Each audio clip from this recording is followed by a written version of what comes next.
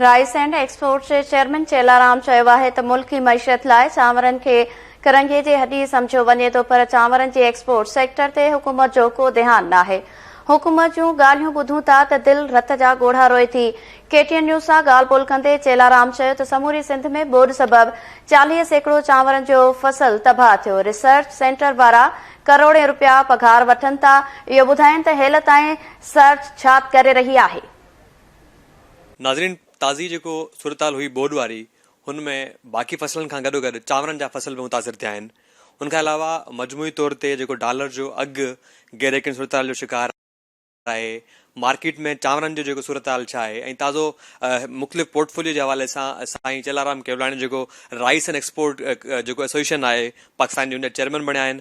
पुछूं त साईं इहो ओवरऑल सूरताल छा आहे, त जेको हींअर माना ॿोॾि आई, त ॿोॾि में जेको बाक़ी जेके फसल जेके तबाह थिया, त कहिड़े अपर या लोअर बेल्ट में चांवरनि जा जेके फसल तबाह थिया, या जेको उपत हुई उनमें लाद या वाद थी आहे?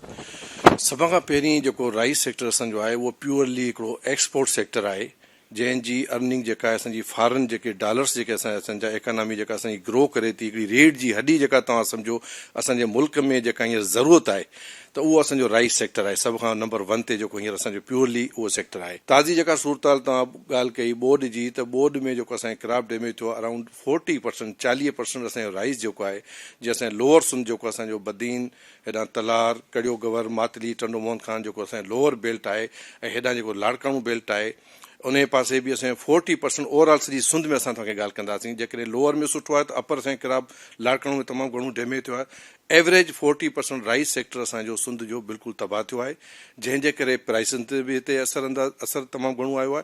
ऐं ॿी वॾी ॻाल्हि इहा आहे जो गवर्नमेंट जो न तवजो ॾियणु, हिन सेक्टर ते गवर्नमेंट जी बिल्कुलु तवजो ई कंहिं क़िस्म जी न आहे।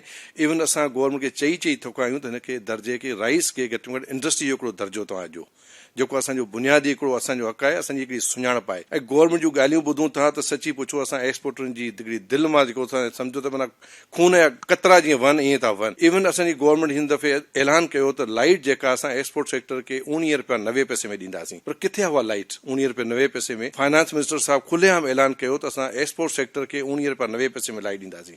असां त एक्सपोर्ट सेक्टर आहियूं राइस वारा, कंहिं माण्हू खे लाइट असांजे एक्सपोर्टर खे 19 रुपया 90 पैसे नथी मिले। बल्कि इहो थियो आहे जो गैस जा कनेक्शन असांजा बंदि कया विया आहिनि, लाइट में असांजे बुरान आहे। डॉलर जी सिचुएशन तव्हां पाण ॾिसी रहिया आहियो त हींअर कहिड़ी पॉलिसी पई हले। होॾां फाइनेंस मिनिस्टर चए पियो त असां डॉलर खे 200 ते करे ईंदासीं। हेॾा जेकॾहिं बैंकुनि में असांजा माण्हू वञनि था त उते डॉलर 5000 बि मिलण लाइ तयारु न आहिनि। इवन जेकॾहिं असां ट्रेवलिंग ते वञूं था, को डेलीगेशन वठी सेमिनार करणु वञूं था या मार्केटिंग हॉल वञूं था, त असांखे 5000 डॉलर ओपन मार्केट में मिलण लाइ तयारु न आहिनि। कहिड़ो हिकिड़ी संगीन सूरताल पैदा थी आहे, ऐं गवर्नमेंट के मुज़ाकरात ते के वेहण लाइ के बिज़नेस कम्युनिटी सां ॻाल्हाइण लाइ बि तयारु न आहे, उन्हनि खे उहो बि टाइम न आहे हिन टाइम ते। ताज़ो जेको तव्हां इहो डिमांड कई त जेको राइस सेक्टर आहे हुनखे दर्जो ॾिनो वञे इंडस्ट्रीअ जो, जीअं बाक़ी जेके तमामु जेके मुख़्तलिफ़ डोमेन्स आहिनि उन्हनि खे दर्जो आहे इंडस्ट्री जो, त छा तव्हांखे लॻे थो त जेकॾहिं राइस सेक्टर खे दर्जो जेकॾहिं मिलियो इंडस्ट्री जो, त पोइ इहो चांवरनि जेके मसइला आहिनि, या पोइ अगरि जेकॾहिं उपत आहे या प्रोडक्शन आहे या एक्सपोर्ट जा मामला आहिनि, उहो जेके आहिनि सा बहितर थींदा? तमामु घणो बहितर थींदा। राइस इंडस्ट्री जो दर्जो ॾियणु हिकिड़ी असांजी एक्सपोर्टनि जी हिकिड़ी असांजी सुञाणप आहे। असांजो गवर्नमेंट फंड पियल आहे EDF, जेको एक्सपोर्ट डेवलपमेंट सरचार्ज जेका असांजो फंड आहे, 11 अरब जो फंड असांजो गवर्नमेंट ते पियल आहे। जेका बि असां राइस एक्सपोर्ट कयूं था उन ते 0.25% हुनजी असांजी जेका चार्जिस आहे उहा असांजी गॾु करे हुन 11 रुपए आहे। असां चाहियूं था असांखे इंडस्ट्री जो दर्जो ॾियो। असां तव्हां सां गॾु EDF बोर्ड में वेही करे असां पंहिंजी राइस सेक्टर ते कमु कयूं, रिसर्च ते कमु कयूं। जीअं तव्हां ॾिसो था हींअर बोर्ड जेका आई आहे, कहिड़ो असांजो सुंध जो तबाह थी या असांजे फसलनि ते, त घटि में घटि असां उन शइ खे वधीक बहितर करे सघूं, असां रिसर्च करे सघूं। सीड ते असांजी का रिसर्च न आहे हिते सुंध धरतीअ ते असां ते, त उन जी रिसर्च असां करे सघूं। बहितर असां डबल क्रॉप, दुनिया में ॿ क्रॉप राइस जा थियनि था। असां त हिकिड़ो क्रॉप जेको थिए थो उहो ई न, सिर्फ़ु बरसाति जे थोरे रेले करे असांजे क्रॉप जो तबाह थी वियो आहे। त गवर्नमेंट जी तवजो ई न सेक्टर ते, इवन फंड असांजा पंहिंजा ज़ाती पिया आहिनि उते।